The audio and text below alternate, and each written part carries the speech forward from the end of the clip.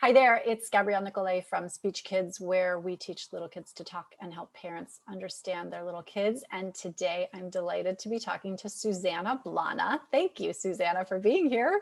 Yeah, I'm really excited to be here. So I'm a coach and I really work with young adults, especially successful young women, to help them determine for themselves if parenthood is really right for them. So that is fascinating because most of the people watching this will be parents, but they know people who are not yet parents.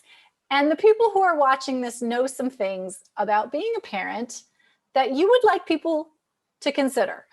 Yes, indeed. What are some of those things? Oh man, where to start, right? Yeah, like the aspects, the different parts of the challenges of being a parent, not just that it's hard. I think we all know that it's hard, right? But what does that hard look like? And then also, we also know that it's wonderful, right? But what does that wonderful look like? And are those the kinds of things like, are you ready to? Do you really want to deal with that hard stuff? And does the wonderful stuff sound wonderful to you? Because being a parent is not for everybody. Well, And now I think that is a especially, yeah, revolutionary statement in and of itself. Because yeah, I yeah, do think that there are people all over the world who are just kind of raised, and we're all kind of raised, like you are a child, you grow up, you become a parent. Like yep, that's, and in fact, biologically speaking, that's kind of what we're supposed to do. And right. yet, here we are, we're like evolving all the time. We're human. We have the ability to think about what we want and plan for what we want. And so, like, even just saying not everybody has to be a parent, that's a revolutionary statement. Yeah, it certainly was to me the first time someone said it to me. The first time a mother said it to me, it was revolutionary. I was probably 25 and I was working as an administrative assistant for a partner at a big accounting firm. And I can't remember if she just had one or if she had had her second, but we were out at some happy hour and she, basically is like, you don't have to be a mom. And I was like, what? Mic And that, drop. yeah, exactly. That just changed my whole world really in that moment. It was pretty funny. And so, and yet you decided to become a mom. So what was that process Did. like for you? Yeah. So the process was I married my high school sweetheart. So I met him when I was 14. We actually grew up like 2 blocks from each other. We went to the same elementary school, the same middle school, the same high school. But he was 1 grade older than me. And so I didn't meet him until I got into high school. And so we'd been together a long, long time, right? And we got married when I was quite young. I was 22, he was 23. Um, and we at least had the wherewithal to know that we did not want to have children right away. Hmm. But we both assumed that we would have children. Um, I also grew up in a really religious background. And so I had, like when I was young, high school, I was thinking, I'll probably have a very reasonable 6 children. 6 felt very reasonable.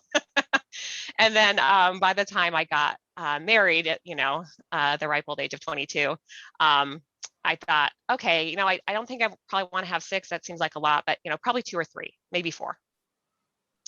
And so then, yeah, when I was 25 and my boss said this to me, I was like, oh my goodness. And I started to think about it. You know what?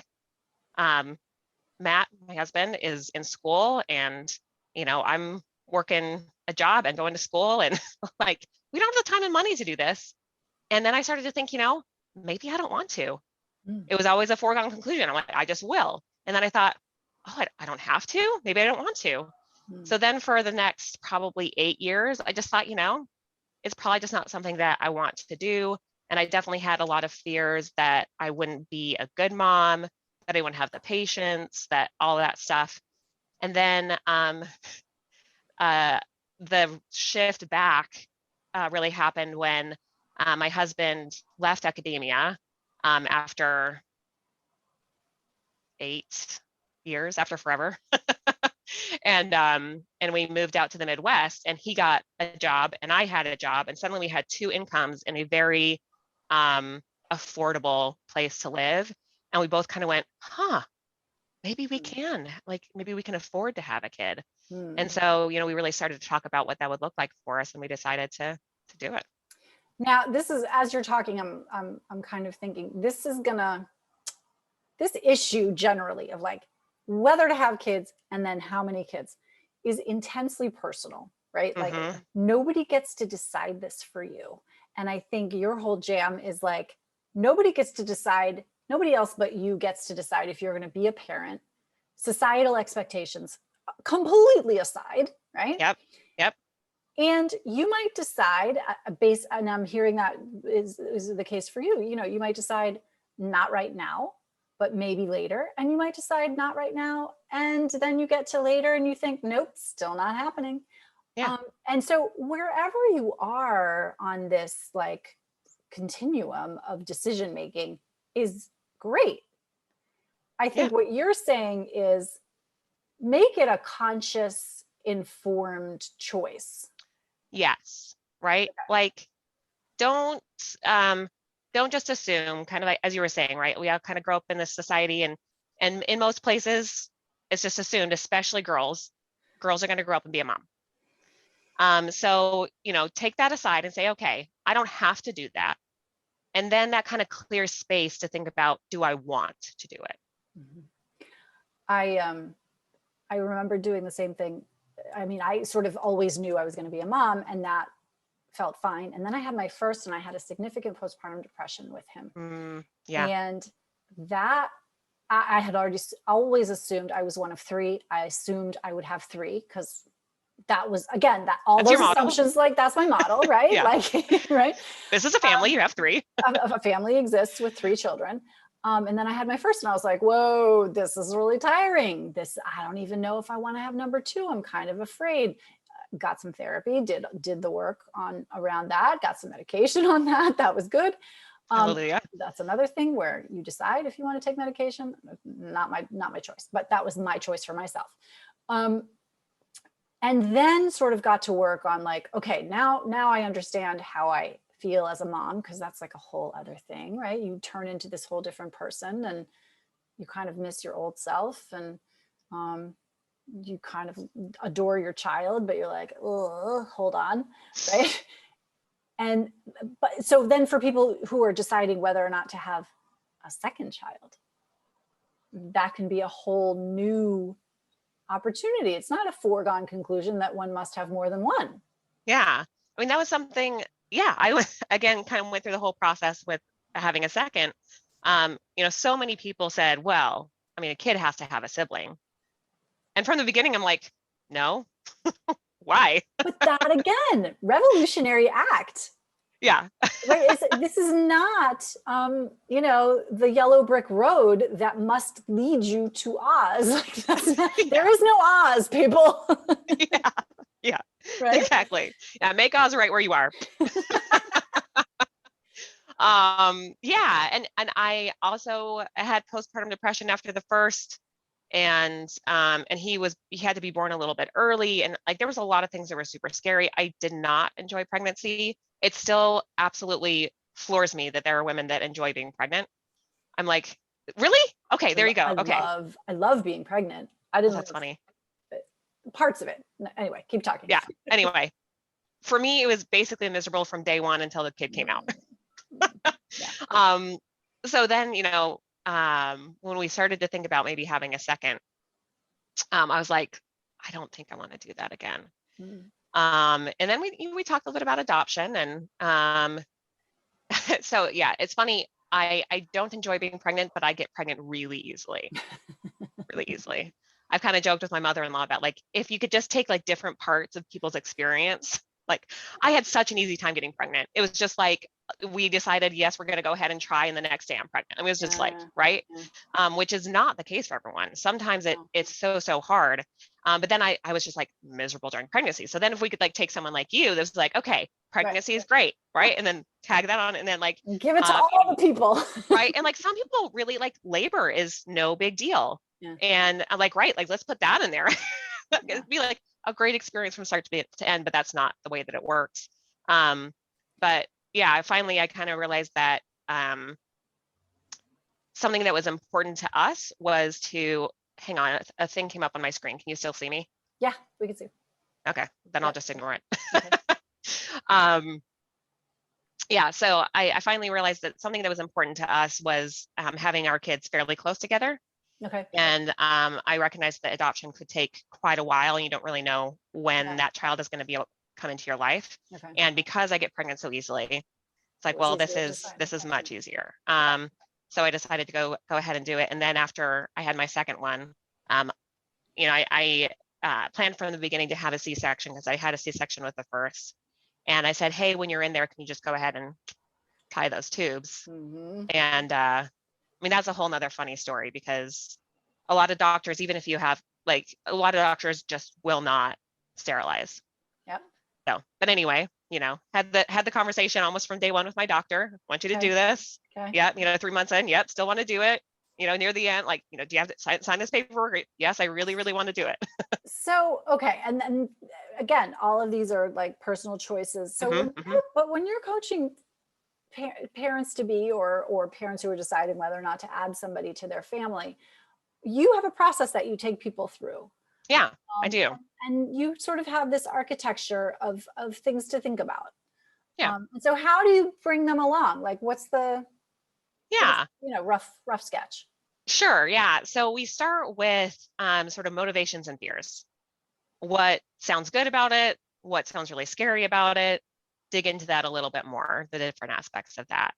Then we really talk about the support system that you have and what you may need or want if you're going to have your first or add another child. And then we talk about financial aspects, financial readiness. And then finally, the big thing is emotional, mental readiness. So yeah, that's the sort of basic structure. It looks a little bit different for everybody, but those are the pillars. And this is the thing, and it's interesting to me, because you don't really believe other people when they tell you this before the fact, but it is a completely different embodiment of yourself. Like, again, so many things shift, and so I just think it's really interesting and wonderful that you are doing this work with people to get them thinking about what their motivation is, what their readiness is, because it does require a whole set of skills that you didn't know you needed to have. Yeah. And skills that, I mean, likely you have, or that, are at least nascent there somewhere, and that you can tap into. And also, I think it's important to really talk here about, what if you go through this process and then you decide that you don't want to be a parent? Was it kind of a waste of time? No. Oh, you mean your great outcome? Yeah. A great outcome is to decide that's not really right for me. But now what have you done? You've gone through and like really thought through each of those pieces, and then you can apply that to other areas of your life, right? You're approaching any sort of major decision, taking a job, moving to a new city, getting into a relationship, whatever. And you can kind of apply that. It's absolutely wonderful to get to the other side of it and say, parenthood really isn't for me. And how do you, this is the part I'm curious about, because